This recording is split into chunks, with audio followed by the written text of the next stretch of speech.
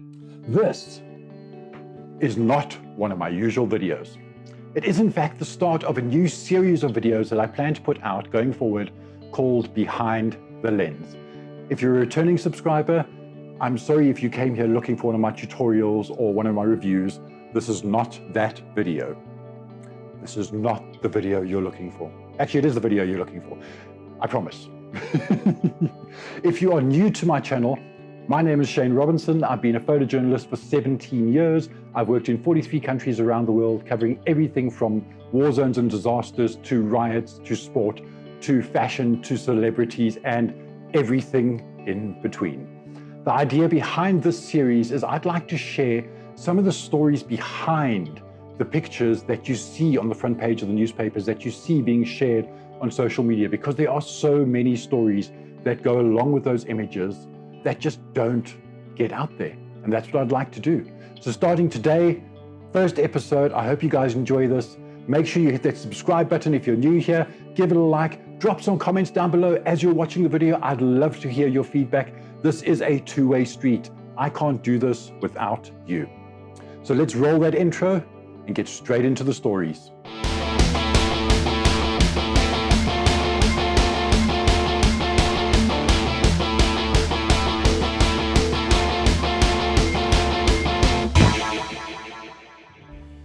I think one of the main reasons it took me so long to actually get this series off the ground was that there is so much. There are thousands upon thousands of published and edited images, and there are terabytes upon terabytes of unpublished and raw images that I haven't even looked at, that on the day kind of just went into a folder and I said, yeah, I'll look at those later, but later never ever got here.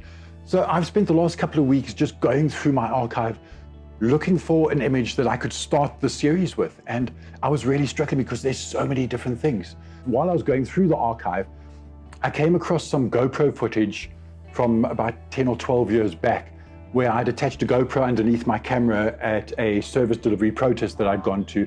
And I figured that would be a great place to start, so I could really take you behind the scenes into a protest, a violent protest, and show you kind of what goes down, both from my perspective, the other journalists and photographers there, from the protesters and from the police as well. And if I seem kind of out of sorts and not like I normally do in my other videos, it is a little bit hard talking about these sorts of things.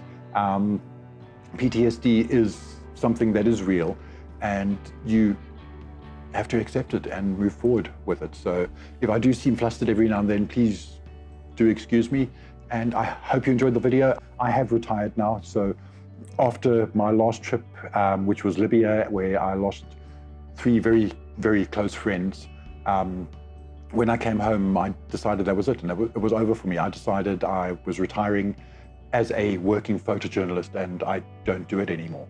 And I'd really like to share the knowledge I've learned over 17 years so that you can get out there and do this work and do it safely. And that's kind of what the series is about, besides, and also telling the stories behind some of my favorite images. Covering service delivery protests or riots in South Africa has changed over the last 15 years. It used to be a case where I would arrive at a protest and kind of take a quick look around, see what was happening, and normally move across to the protesters' side to shoot images from their point of view with the police across the other side, because those always made for better images.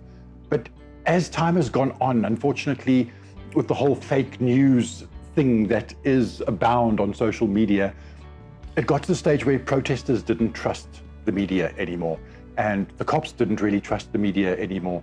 So we now ended up in this kind of no man's land in between the protesters and the cops. And a lot of the time, you know, a lot of bumps and bruises ensued because we were getting hit by rocks from the protesters and we were getting shot with rubber bullets from the police as well. So you'll see in the video footage how we spend quite a lot of time hiding behind a concrete barrier every time a police van drives past, or especially when the police van drives past, because A, we don't want to get shot by the cops, and B, when the van drives past, what happens is the protesters start throwing rocks at it, and they got pretty good arms, so sometimes it goes over that and then hits you. There's actually a nice video clip of me hiding behind one of the police, behind the barricade, as a rock kind of hits me and bounces off me. it's something that we kind of get used to. Normally what will happen is I'll go to these things with a skateboard helmet so that it protects my head a little bit. But I see in the video footage that I didn't have a skateboard helmet on that day. And it was quite a chaotic day. There'd been protests on this particular road and in this informal settlement ongoing for many, many years. And this was kind of a point where it boiled over, and we had a couple of thousand people out on the streets burning tires and throwing rocks. The cops obviously responding by using their big armored vehicle to drive up and down the road and fire rubber bullets to try and disperse the protesters. One of the biggest things about working a protest, if you are a new photographer and thinking about getting into this kind of thing, is know your situation, know where you are working, know your exits. So when you get there, park your vehicle and make sure you turn your vehicle around, park it in reverse, so that if you need to get out, you can get into your vehicle. There's nothing blocking your way, and you can jump straight in the car and go. You don't have to now reverse and worry about any of that. Those are the first two things. Secondly, know who's there with you. So establish where the police are, establish where the protesters are, and establish where the other journalists are, because you're safest with the other journalists. Never go off on your own. Hang around with them. I know there's that whole competition thing about who's going to get what frames and who's going to get the better frames. There are no better frames. It's luck of the draw. You'll get what you get, but you are safe while you're sitting with the rest of those guys and girls, without a doubt. Important. Then establish what you can shoot without getting hurt, because there's no point in shooting images and getting a rock to the head and ending up in hospital and those images don't go out. Or the dangers are there. Don't think that they aren't. No image is worth dying over. I promise you that right now. I know this firsthand. So what you want to do is establish those kind of parameters and then start working. Never just rush into a situation, even if it looks like, man, the images are mind-blowing, I've got to go shoot. Have a smoke, have a cold drink, walk around, look around and see what is happening. What kind of mood are the protesters in? What kind of mood are the cops in? You need to do all these kind of things to make sure that you're going to be safe while you are capturing these images. Once you've done that, you can start working. This protest, I arrived, it had been literally boiling over for about 2 hours already. There was like 7 or 8 other photographers there already.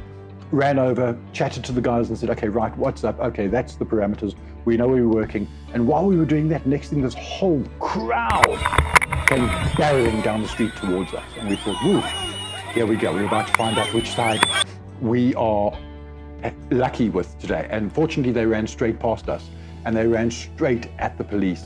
And what ended up happening is they ran into a petrol station, which is obviously private property. And the cops then opened fire on them and they chased them in. And then there's actually an image I've got of the crowd running away, which is really close, shot in like a 14mm with the guys panicking and running. Because obviously, you know, rocks are nothing compared to rubber bullets, etc., or live ammunition. We weren't talking live ammunition that day. And I mean, a lot of injuries that day. From there, things kind of cooled down a little bit and everyone broke up into their little camps against the cops, all from the one side, the protesters all from the other side, hiding in the shacks on the other side of the road. And then rocks were flying and the cops will fire. And that's kind of how these things go is, you know, the protesters will push forward and then the cops will push back and the protesters will push forward and the cops push back. And the tires will get burnt and more tires will get added. But it's all about keeping your wits about you while you're making those images. And it is 100%, I've been doing this for a long time, it's 100% possible to get those cracking, fantastic images, because it's about waiting for that decisive moment, that moment where that image jumps out and screams at you and says, this is the picture. And if you're lucky, you can spend 7, 8, 9, 10 hours there for the day. And if you come away with a handful, 5, 6 pictures that are crackers, that are really great images, that is all you need to worry about. The fact that you got those images, don't worry about the images that you missed, the ones that you see and you kind of go, oh, I should have got that. Or your mate walks over and shows you a picture he got and he's like, yeah, check this. And you're like, no. Because what happens then is you then start pushing yourself a little bit further than where your comfort zone is.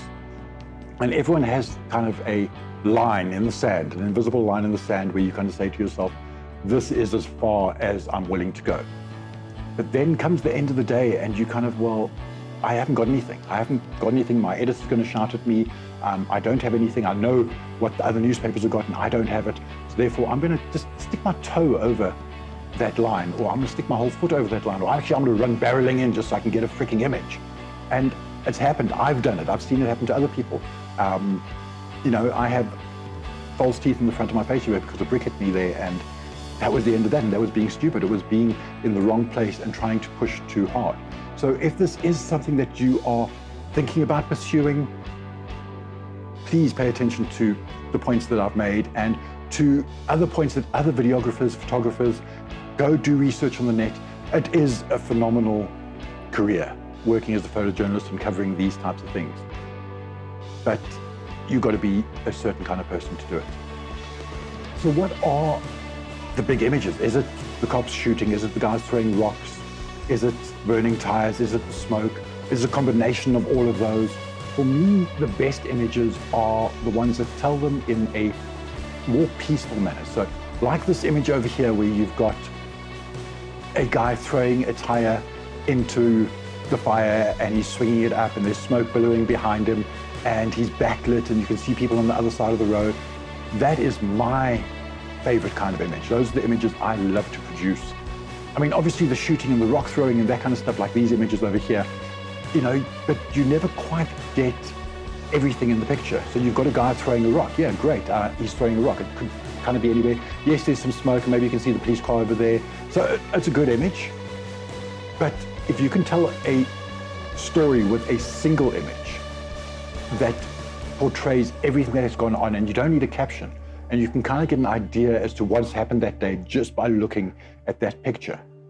That is what's important. Like this one over here, what I did is I framed the guy pulling a zap at the cops. You've got the fire behind him, and then you've got that little bit of a sign over there. I'll let you look at the image and you can decide kind of what message you get from it.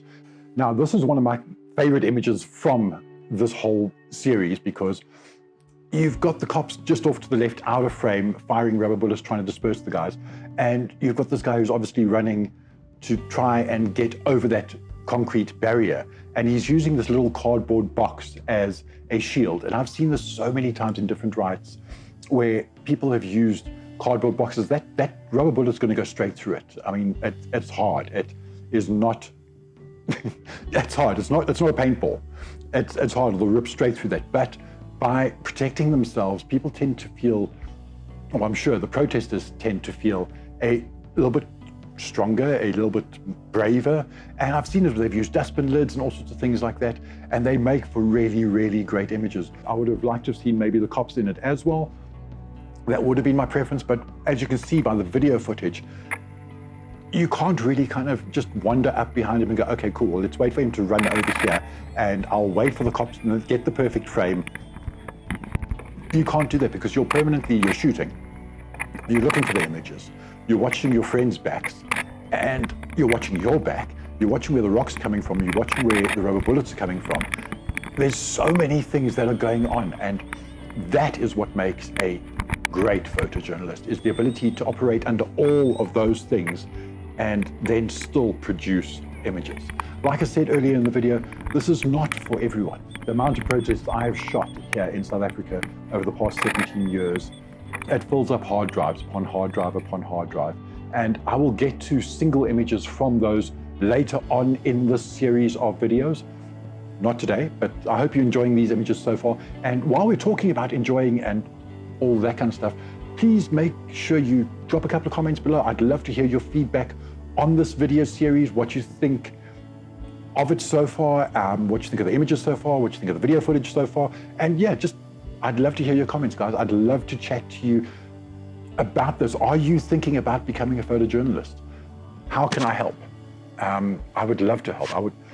Feel free, drop comments below. If you want to chat via email, we can chat via email. I'd be happy to look at some of your images as well. You want to drop me some work via email, we can chat about it.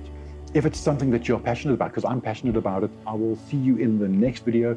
Make sure you hit that subscribe button, turn on notifications, share it out with your friends, drop some comments below, and let's have a discussion around photography. I'd love to hear your thoughts. You have a fantastic day, and I will chat to you in the next video. Cheers, guys.